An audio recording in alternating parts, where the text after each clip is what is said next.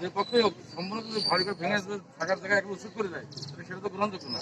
আর এই যদি বলছে কোনো কায়দায় ক্ষতি করেছে, এই জন্য দুই পক্ষের কথাটা একটু শুনতে হবে। ওই যে আমি মনে করলাম থানায় যায় ওসি সাহেবকে ওটা লিখিত দিতে বলবো না, ওই মহিলা লিখিত দিক, তারপরে ওনারা তদন্ত করে দেখুক দুই পক্ষে। অভিযোগ করেছেন থানায়, কথা বলে দেখবো স্যার, আমি পাঠিয়ে জানাবো। ও আর একটা ওসি সাহেব আর একটা বিষয় কোন জায়গায় যাবে এটা ওয়ার্ড নাম্বার বলতে পারেন সে নিজেই, হয়তো জানে নাই। ওদি বাড়ি এখানে দাঁড়ান,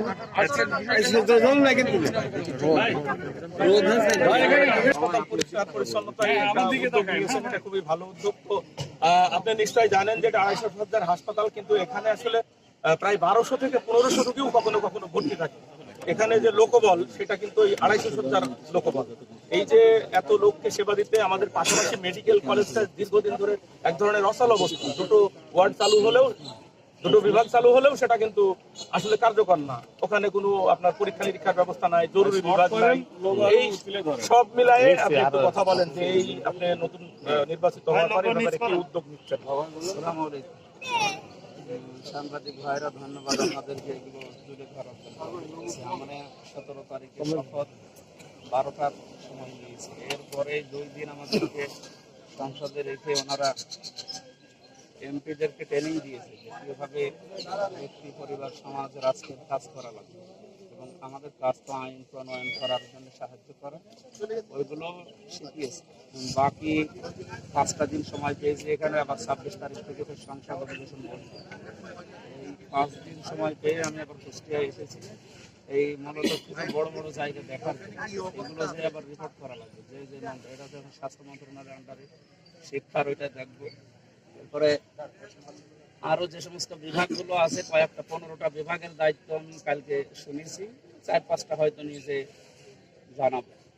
এখানে এসে প্রথমে আমাদের আমিরে জামাত নিজে শপথ নেওয়ার পরের দিন দেখলেন আমরা পরিষ্কার পরিচ্ছন্নতায় ঢাকা মিরপুরে নিয়েছি নিজে। আমাদেরকেও আদেশ দিয়েছে প্রত্যেক এমপি, 300-299 জন এমপি আছে, প্রত্যেকের আদেশে এই যে আপনার নিজ এলাকায় যে পরিষ্কার পরিচ্ছন্নতা প্রত্যেককে নিয়ে উদ্যোগ নিয়েছে। আমরা যেহেতু ওই যে বললেন যে 250 জায়গায় 1500 হয়ে যাচ্ছে, অলরেডি খোঁজ নিয়েছি এখানে 250 বেডের আরেকটা হাসপাতাল বানানোর চিন্তা ভাবনা আছে সামনে। এরপরে আমাদের কুষ্টিয়া বিশ্ববিদ্যালয় মেডিকেল কলেজ হওয়ার জন্য পাশে জায়গা অনেক একবার করা আছে, এগুলো নিয়ে শিক্ষা মন্ত্রণালয়ে আমি যাবো দেখি কয়েকদিনের ভেতরে।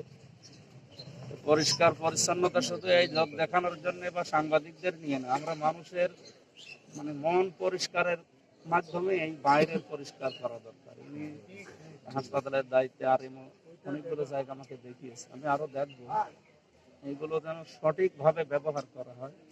আর এই যে একটা জিনিস দেখে মনটা খুব খারাপ হয়ে গেল, পানি পড়তেছে উপরে, ছাদটা নষ্ট হয়ে যাচ্ছে, এই বিষয়টা তো মেনে নেওয়া কঠিন।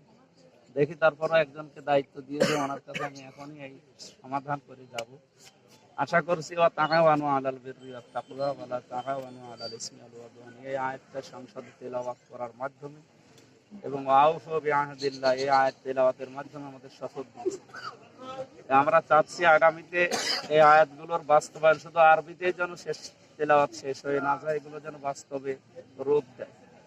আমিরে জামাত আমাদের বিরোধী দলীয় নেতা, উনি একেবারে স্পষ্টভাবে আমাদের এমপিদের সামনে এই ট্রেনিং চলাকালীন জানিয়েছে যে আমরা ভালো কাজ এসে যেই করুক, এখানে দল বেদল আমরা না, ভালো কাজ যেই করুক সাহায্য করব এবং সহযোগিতা করব, এই জায়গায় যেন কেউ দলদারি দেখবেন না।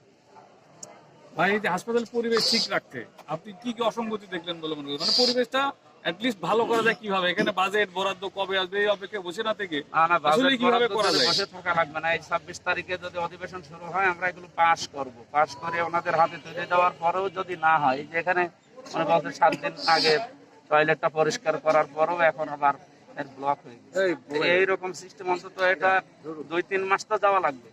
ওই 2-3 মাস যাবে কি করে সেই ব্যবস্থা আগে করি।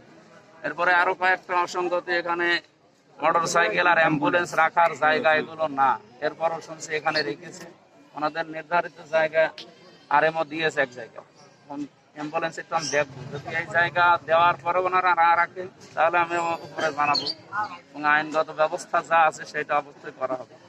আপনি বিশৃঙ্খলা করে আমার নিজেরও কষ্ট হয়, মাঝে মাঝে আমি রাত্রে আসি দেখার জন্য, এসে গাড়ি ঘোরানো এবং এই জায়গায় যেখানে রাখার জায়গা নেই সেখানে রাখবে কেন? আমি দেখছি এই বিষয়গুলো, দেখি কি করা যায়। ঠিক আছে। ঠিক আছে, দোয়া করে।